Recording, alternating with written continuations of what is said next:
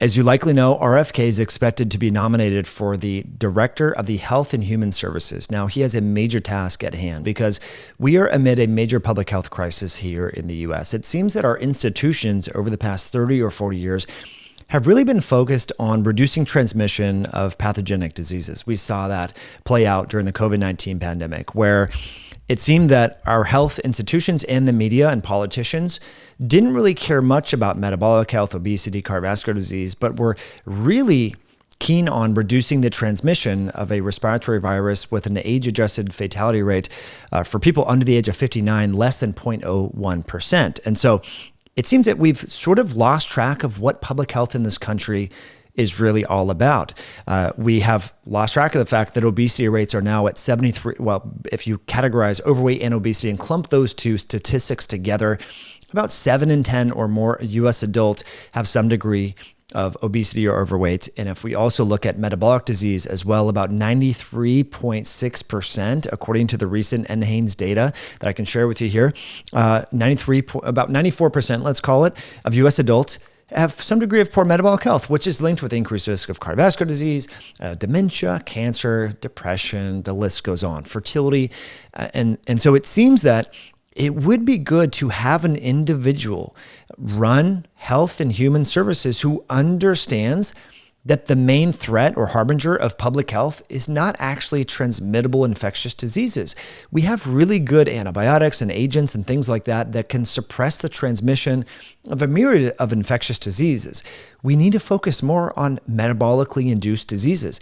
I think the real menace to public health is the prevalence and dissemination of hyperpalatable, ultra-processed junk food that is marketed towards children, which was selectively created and disseminated by and using tactics from the tobacco industry. And we'll share with you this report here. I think this is really relevant to this conversation of RFK helping to improve the health of America and make Americans healthy again. Is this report titled U.S. Tobacco Companies Selectively Disseminated Hyperpalatable Foods into the U.S. Food System, Empirical Evidence and Current Implications. This is a really fascinating report talking about how Philip Morris and R.J. Reynolds, two major tobacco companies, once the government caught on to the fact that these tobacco companies were using tactics to not only advertise their tobacco products, which are highly addictive and are linked with lung cancer and various other cancers and early onset heart disease and all these major health problems, they were using menthol, sugar. It wasn't just pure tobacco, right? These tobacco companies knew that they needed to make these a little bit more addictive, a little bit more hyperpalatable, if you will, so that people would start to use them more and more and they could sell more tobacco. Well, these tobacco companies, once the government got on board and realized that they were doing sneaky things to make cigarettes more addictive, and they were also marketing towards children, they started to become more regulated. And so Philip Morris and R.J. Reynolds are not unintelligent companies. They figured out, well, since it seems that people are going to cut back on smoking, at least here in the U.S., you know that smoking in Europe is really popular. So these companies started to acquire junk food companies, Nabisco, Kraft, General Mills, Oscar Mayer hot dogs. I can share with you all the stats here. I mean, Oreo were owned by R.J. Reynolds, Nabisco, as I just mentioned, Kraft, General Mills, Miracle Whip. The list goes on, frozen foods. And so this analysis found that these tobacco companies use the same tactics to market to children and to make ultra-processed food more hyperpalatable and therefore more addictive, and to override our natural pathways in the brain and so forth that can affect satiety and appetite. And they're now in our school system. I mean, children now are fed Lunchables and all sorts of nasty foods that are hyperpalatable and addictive. And what do? We see childhood obesity, childhood diabetes. We see all sorts of problems there. So I think if RFK is going to be effective, he really needs to go after the major public health menace, and that is our food system here in the U.S. Clearly, it's a major problem. And although these tobacco and food companies statistically were more likely to sell ultra-processed food products that were more enriched in sodium, sugar, and fat, and things like that, they have since sold off some of these food companies to other food conglomerates. But it appears that their influence, they use the same playbook that they use to increase the sales of tobacco products to help market and increase the sales of their hyperpalatable food products, which again, these are what our grocery store shelves are loaded with. And it's sad that our government is subsidizing the commodity crops that make these junk foods, these very unhealthy foods, even more affordable. And so we're going to continue and talk a little bit more about this. But friends, I just want to say thank you for being here. If you're enjoying the content, please hit that like button, share this video with a friend. I think you might like this study. We're going to talk a little bit more about this. But since we're talking about metabolic health, a tool that can help you improve your metabolic health and probably the most effective lifestyle intervention is exercise. But I know a lot of you don't like to exercise. Sometimes you go to the gym, you don't have a lot of energy for working out. You might feel dehydrated, dizzy, or you're really not seeing the progress. And that's where creatine comes in. So we formulated the most high potency creatine product paired with electrolytes, because it turns out that when you're exercising, creatine helps give your working muscles more energy during those exercise sessions. And research shows that when you pair creatine with electrolytes, you get better improvements in strength, performance, and also supporting healthy hydration. So that's why the Electrolyte 6 by Myoscience are unique, because you get 2.5 grams of a highly purified form of creatine known as a CreaPure material. It's a creatine monohydrate, the only one that is manufactured and made in Europe.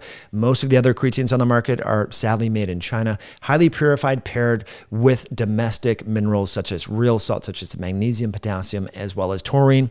So you can use this around exercise to get more mileage from your exercise sessions and thereby get better gains and support your metabolic health even further. So you can go to myoscience.com and use the code podcast to save on that updated formulation.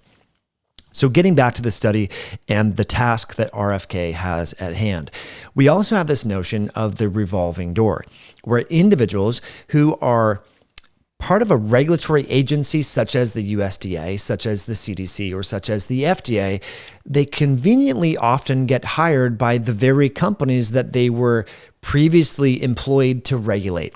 And so they know the regulations so well that they can help the companies circumnavigate these regulations to, guess what, increase the sales of their products. And so we see this often.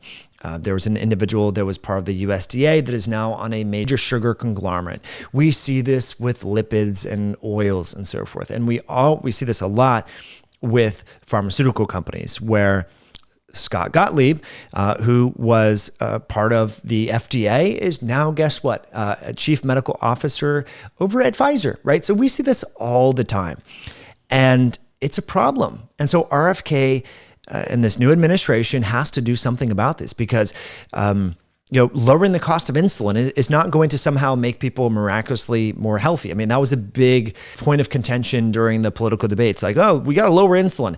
How about we just stop subsidizing commodity crops that make junk food artificially cheaper? I mean, that's one way to go about this.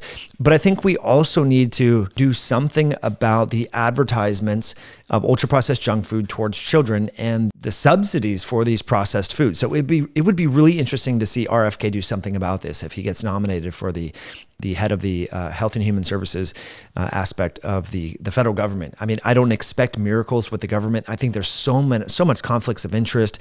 This was about a year ago. John Fetterman was part of the Farm Bill. During the Farm Bill subcommittee, he's sitting there drinking Gatorade. And this is a guy who's supposed to be allocating federal resources towards foods and so forth. But to conclude here, so the foods that were owned by these tobacco companies were 30% more likely to be classified as high fat and high sodium and hyperpalatable foods, and 80% more likely to be classified as high carbohydrate and high sodium hyperpalatable foods than foods that were not owned by tobacco companies between the years 1988 and 2001.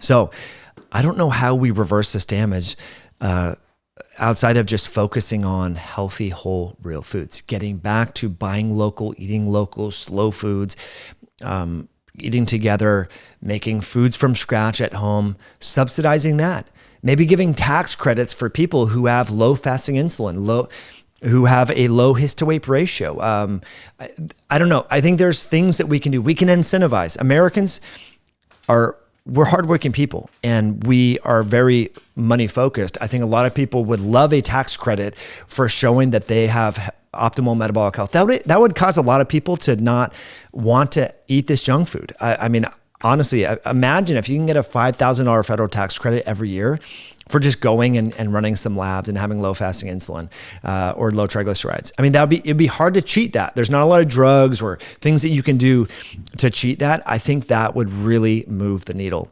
So maybe RFK can do something like that. What do you think? Let me know in the comment section below. I'm grateful that you tuned all the way in. Thank you for sharing this video. Thank you for leaving a comment. We'll catch you in a future one down the road.